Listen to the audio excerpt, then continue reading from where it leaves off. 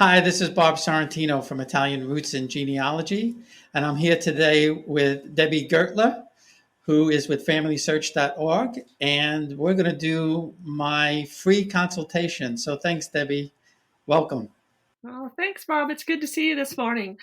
So the way this usually works is somebody makes an appointment, and within that form that they fill out for the appointment, they let us know what they want to get some help or some research strategy advice on. And so in your form, you indicated that you were trying to identify the parents of Maria Angela de Riso, and she was born back in the 1700s. And so honestly, most of the consultations that I have involve more recent people. And so I called in a little bit of help with my colleague, Suzanne Russo Adams, and who is more skilled at the ancient Italian. And she did a little bit of searching and found some wonderful things that I think that you're going to enjoy looking through. So one of the important things to remember when you're looking for ancestors in another country is to Google in the language of that country. And so that's exactly what we did. We Googled in Italian and we were able to find a will that was written by Maria Angela de Rosa's father. And so it identifies her as her daughter. It identifies her as his daughter. And so what I'm going to do is what I would recommend that you do is you take a look at this will. Somebody has been so kind to transcribe it because I'm sure the original handwriting might have been a little bit tough for the average researcher to look through and to read. But in it, it clearly states that she is the daughter of the deceased Giuseppe de Riso. And so I think that this will help you to maybe advance your research on that line.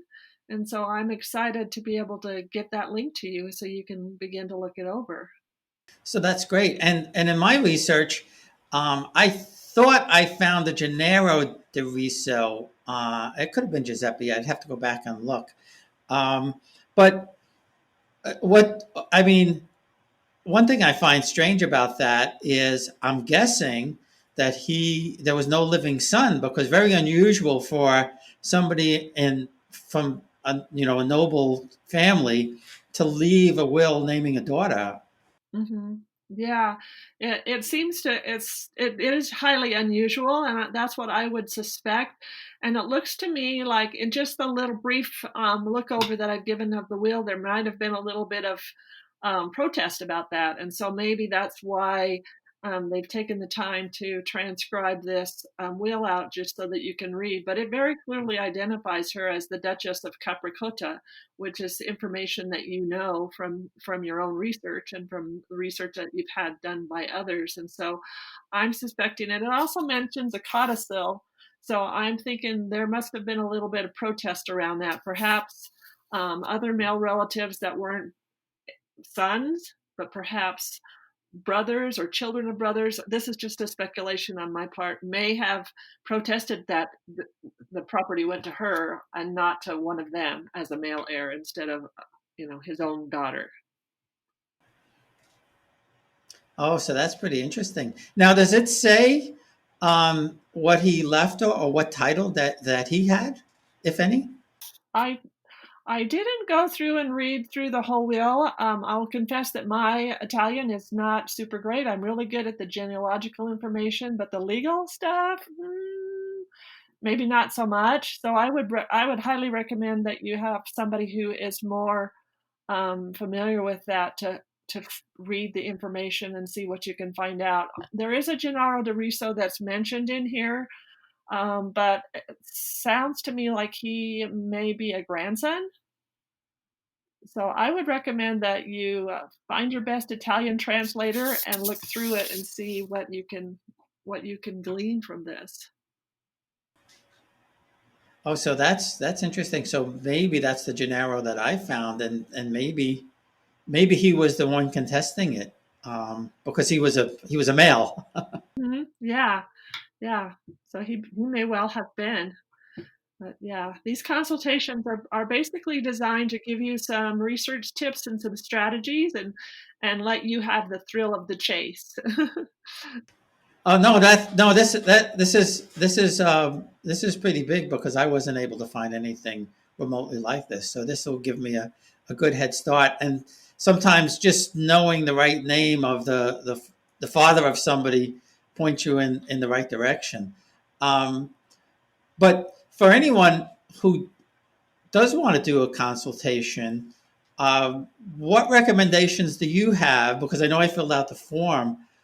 What's the best thing for them to find out before they contact you or someone like you to do the consultation? Okay, so well, especially if you're doing Italian, make sure you're very clear on the name of the town. We often get some of these, and I do these consultations in English and in Spanish. And right now, there's you probably know this. There's a huge Italian diaspora in Argentina, and many of those consultations come to us, and they just know perhaps Italy, or they know the name of the province, but they don't have the name of the town, and that's really key. So make sure you do your home country, their research to identify well the name of that hometown, because that's going to be the key to helping us to get you into the right records to find the things that you're looking for. So make sure you've done your homework, and but if you don't feel confident that you have identified the town, we can also help with that. So not only just getting you into the Italian records, but in helping you identify perhaps where your Italian immigrant was from in the first place. We can give you places to look, record types to search that might help indicate that town. But it's really important that you have, and I teach a class on it, need to know four things. Obviously, the name of the ancestor. You need to have a date of something that took place in the old country, whether it's a birth or a marriage.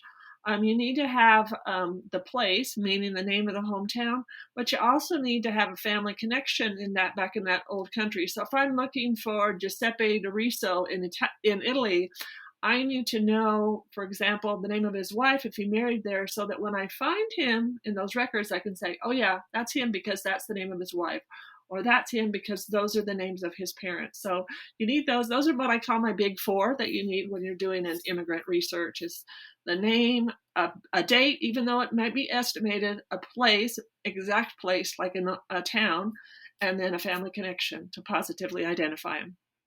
Right, and I think one of the other important things to note is something that I haven't done, but I think that researching in the language, even if you don't speak the language. I'm like you. I kind of I could read the birth and marriage and death certificates now, but uh, actually doing that, Google or Bing search in the Italian language may open up more doors than just doing it in English.